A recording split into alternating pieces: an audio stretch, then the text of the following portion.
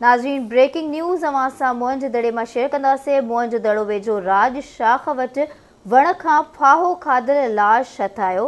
लाश जी सुञाणप हिकु हफ़्तो अॻु थी वियल नौजवान साबिर शर तौरु कई वई आहे।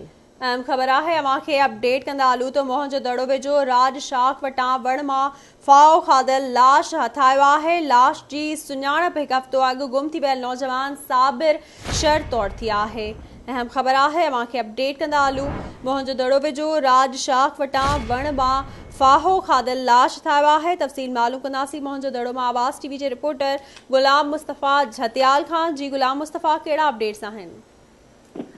जी बिल्कुल ॿुधाईंदुमि। मोहन जो दड़ो भरिसां वीहड़ थाणे जी हद आहे ऐं ॻोठ आहे मेमणनि जो। उते ज़रई ज़मीन में जेको आहे त ॿ घर जेके आहिनि शरण जा जेके उते वेठल हुया।